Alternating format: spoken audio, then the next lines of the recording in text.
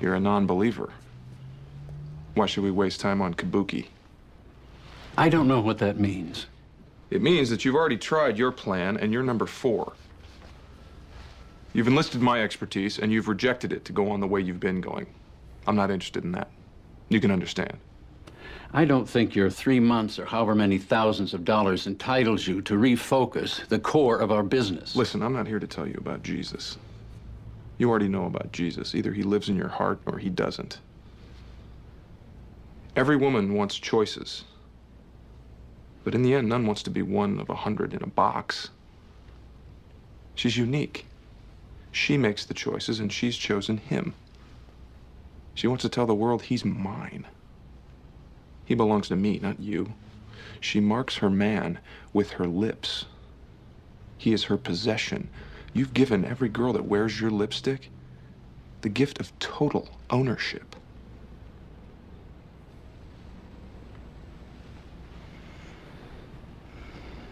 Sit down.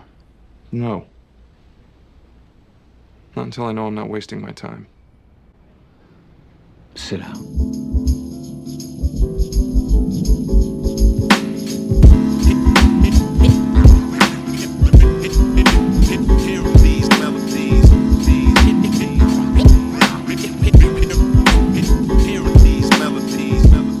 Okay, hi guys, and welcome to the show. Today, a little bit of a special episode. On Friday, I went to the Museum of the Moving Image, and this is here in Astoria where I live, just literally a couple of blocks away.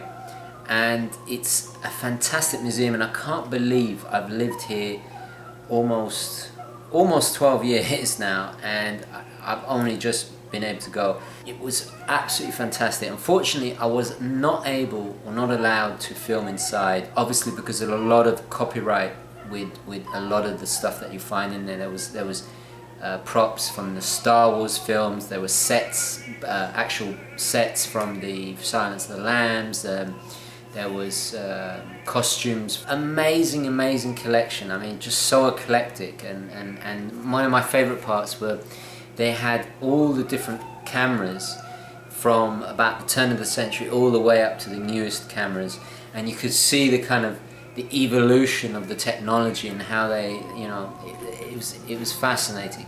For me, the highlight was the actual Madmen Exhibition.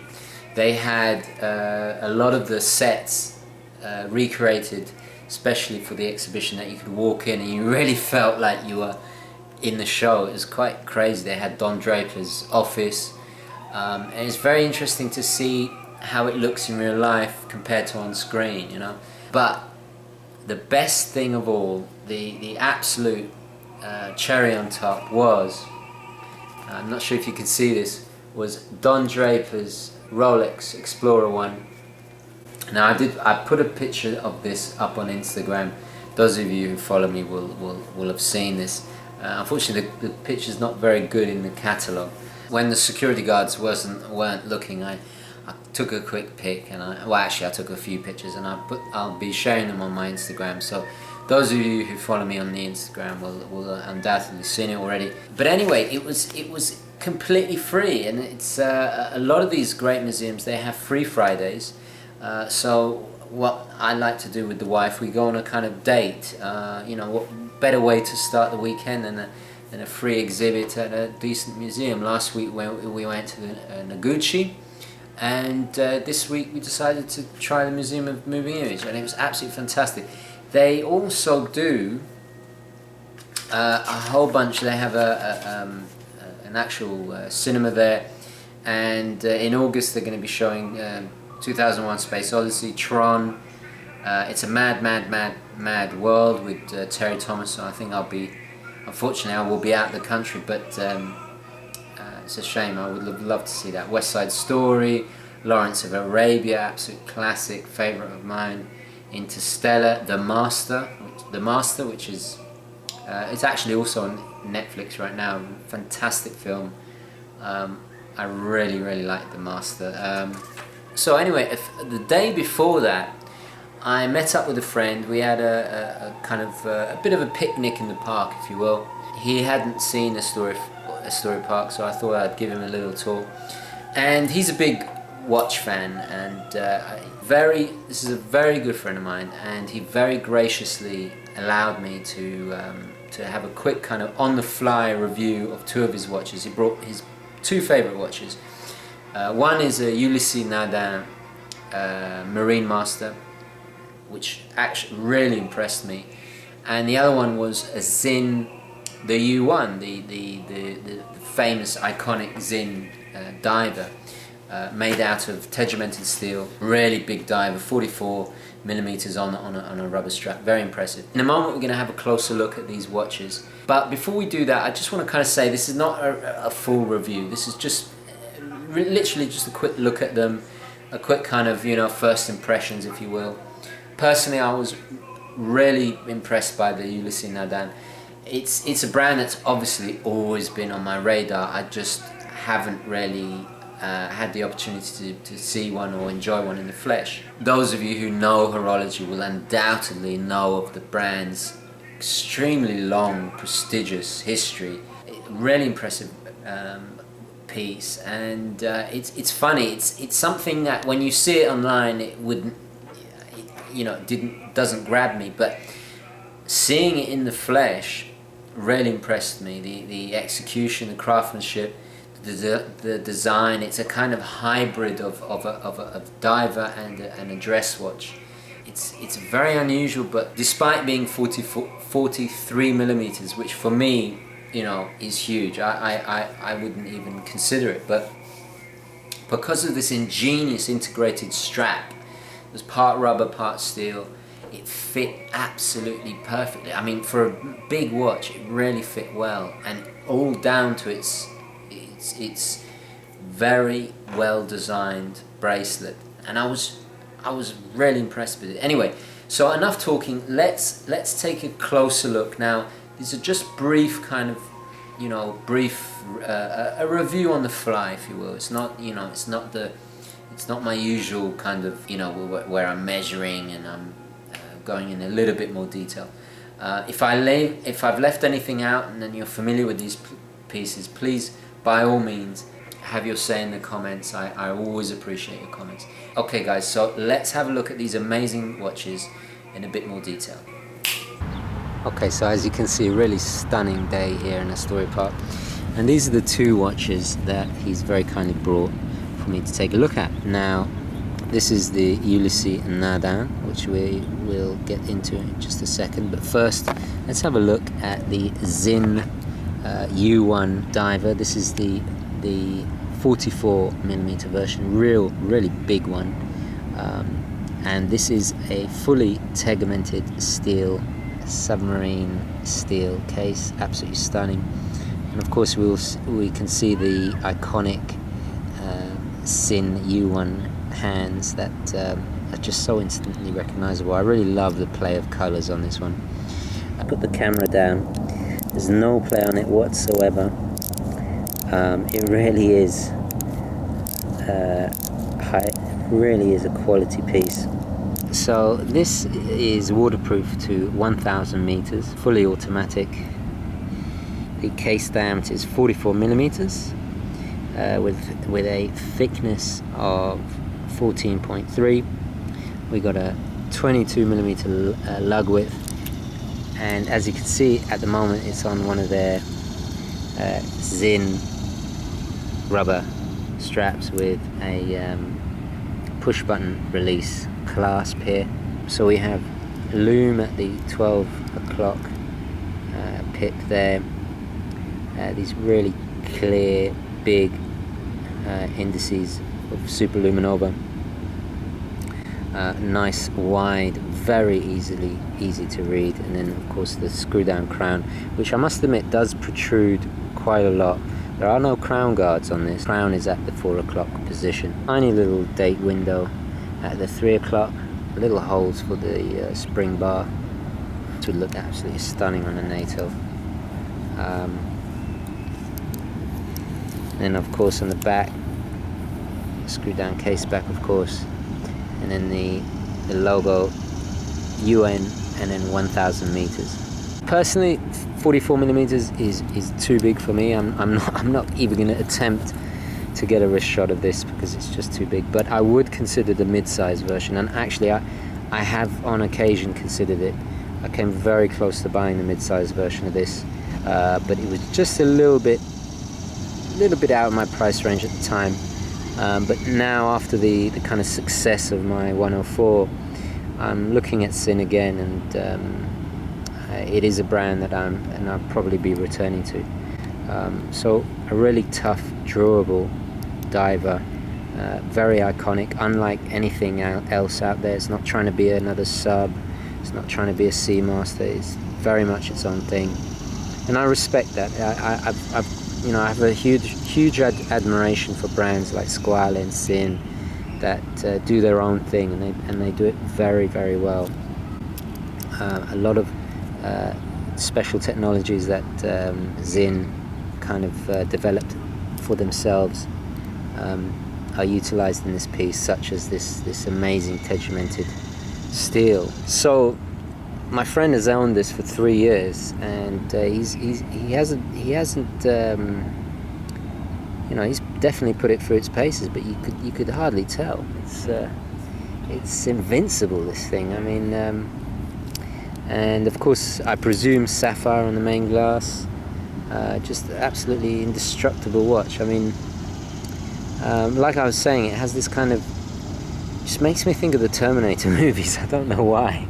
It has this kind of obviously a military theme. This is what the Germans do so well. They really know how to utilize design, materials.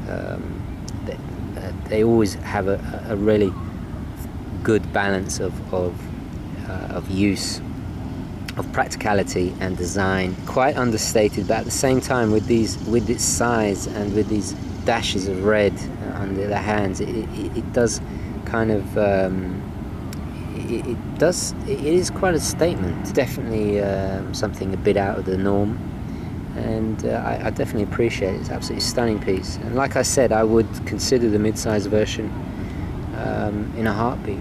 So I'm just so impressed with Sinn at the moment. Right, this is the Ulysse Nardin Marine Chronometer. This is in a 43 millimeter diameter. It's quite a large piece. We got a height case thickness of 12 millimeters. Stainless steel case with this absolutely gorgeous sunburst effect on the dial here. This blue, beautiful sunburst effect there. Got Roman numerals around the dial and 2 sub-dials, one at 6 and one at 12. The sub-dial at the bottom has the seconds, and then kind of integrated into the sub-dial is a little date window with a built-in magnifying glass, magnifier in the, I believe that's the crystal of the sapphire crystal of the main glass there. So really quite ingenious. It just is absolutely flat if you look at it on the profile. So really cool, ingenious little bit of design there. So the 1846 references there the founding year, very important, and you know, rightly so, because they should be very proud of that fact. It's extremely well established and you know, one of the older Swiss top brands there. So really beautiful that they've included that. The top dial is a power reserve, so very kind of traditional setup there, and that's what I really like about this piece. It plays on tradition, and yet it's very modern in style. So it references the past, but at the same time it's very contemporary, and I really do appreciate that. I have a screw down signed crown with the UN logo. So this is the first Ulysse Nardin that I've had the pleasure of looking at, and I must say I'm very impressed. It's a really unique design. There's a really cool kind of little plaque screwed in on the side, and it comes on this integrated rubber strap, butterfly clasp there, bit difficult to see, buzzing away there. They've done a really nice job on the rotor. Beautiful detail on the rotor there. I've got to say, I love the anchor, their logo. It's a really cool logo. So the movement itself, UN 26 COSC certified. It's a chronometer movement with 28 joules and an approximate power reserve of 42 hours. It's actually based on an ETA 2892, so they've obviously modified it. So really something special. I must admit, I've kind of overlooked Ulysse Nardin. I mean, I've always been aware of them. They tend to be a lot of my favourite chefs for some reason wear these Ulysse Nardin. I have no idea why, but so they've always kind of been on my radar. But after seeing this one in person, I'm very impressed with it. It's different, you know. It's something you can definitely feel and see the quality. The dial is its nicest feature. And lastly, we'll look at the hands there. The minute hand is, I've been told, is quite typical of the Ulysse Nardin brand. It's a UN hand, and the hour one is more kind of, I would describe it as a kind of breguet style hour hand there. And then of course, if you notice on the subdial, you've got the seconds hand there as it goes around. Very minimal and thin. It's definitely kind of referencing nautical equipment, because it reminds me of the kind of gauges you'd see in an old steamliner, something along those lines. So that's obviously where they've got this kind of aesthetic theme from, and it's in keeping with Ulysse Nardin's kind of image, you know, obviously with the anchor logo and everything. So how would we categorize this particular watch? Well, it has definite features of a diver, but I wouldn't classify it as a diver. It's what's called a marine watch. So we have obviously a screw down case back, and if you could just make out their individual little screws there, obviously the screw down crown, and we have a water resistance of 200 meters. So you know, you could splash about with this in the pool quite easily, and still be able to wear it formally. This would look absolutely splendid with a suit. I think those Roman numerals definitely kind of take it more in a dressy direction. And lastly, we'll just look at the quite interesting link in the rubber strap. I've never seen this before, but it's signed Ulysse Nardin again. So quite neat, very, very different. I've never really seen a design like this. It's not something that I would typically gravitate towards, but I must admit, after seeing this in person, I'm quite smitten by it. It's very different. It reeks of quality. I mean, it definitely, you know, you can see it, feel it. This particular link is really helpful, because it just kind of makes the watch wear a little bit more comfortably. It helps kind of go around the wrist, and I presume that's the intention there. And I just can't stop looking at that sunburst effect. It really catches the light. It reminds me of my Datejust. Actually, I have a similar dial with Romans again. You guys are probably aware of that. So I do have a kind of penchant for blue sunburst dials like this. One thing I would really like to point out is that I just had to change the time on it to move the hands, so we get to get a closer look at the subdial there. Changing the time, even giving it a little wind, it was silky smooth, really smooth operation. It behaves a lot like a Rolex, and that's a good indication of what the kind of craftsmanship and quality that we're looking at here. Right, so the retail price we're talking about, the listed price is $8,800. I'm not sure if that's the current price, but that's the kind of price we're looking at. So, you know, we're talking quite a high-end piece, justifiably so. It's certainly a quality piece. Okay, guys, so I'm gonna give it a quick wrist shot. Now, you guys know that I tend to go towards the smaller watches, and as I say that, I'm wearing my Speedy Reduced. So quite a dramatic difference between the two. This is 38 and this is 43. So let me just try it on real quick. Right, so as you can see, I must admit, for a large piece, it wears really comfortably. I think that's mainly due to this interesting design they've got in the bracelet, but really comfortable. And I got to say, I'm you know, I'd be tempted. Certainly, it's a stunning piece. Okay, guys, so that was my quick review on the fly of this stunning Ulysse Nardin. Please comment down below. I'd love to hear what you think about this piece. Certainly something different, and I must say, having it on the wrist, I am impressed. It's not my usual size, but I would consider it.